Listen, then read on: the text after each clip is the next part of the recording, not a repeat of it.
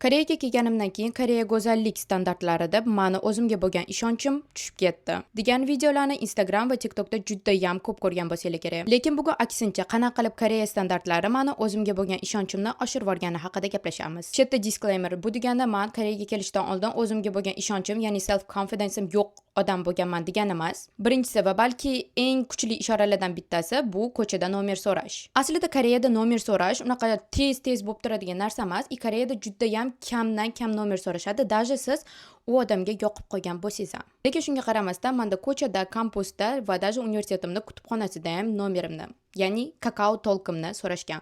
Kakao Talk nimaligini aytadigan bo'lsam, bu bizani Telegramimiz desa ham bo'ladi. Koreyada nomer so'rashdan ko'ra ko'proq Kakao Talk ID so'rashadi, ya'ni Telegramingizni IDsini so'rashadi. Ikkinchisi ham juda ham общепринятый fakt, bu juda ham ko'p kompliment olish. Magazinda, klinikada, doktorda va даже очередda kutib turganimda ham komplimentlar juda ham ko'p olganman. Очередda ko'pincha meni o'zimga yetishmagan, bilmagan odamlar men chet ellik bo'lganim uchun koreys tilini bilmayman deb orqamda turib juda ham chiroyli ekan deb gapirishgan, lekin men koreys tilini bilganman. Bu kompliment faqat boladan keladi deb o'ylamanglar, chunki men koreyankalardan ham juda ham ko'p kompliment eshitganman. Uchinchisi esa ko'pincha menga eshikni ochib turishadi. Ya'ni bilmadim nimaga, lekin Koreyada ko'plar koreyslar eshikni ochmay shunda basharangizga yopib ketadi degan videolar TikTokda ko'p ko'rganman, lekin negadir menga kamdan kam bunaqa bo'lgan, va umuman bo'lmagan demayman, lekin juda ham kamdan kam bo'lgan. Va основном faqat menga eshikni ochib kutib turishadi yoki ko'chada bo'lsa ham eshikni ochib kutib turadigan odamlar bo'lgan.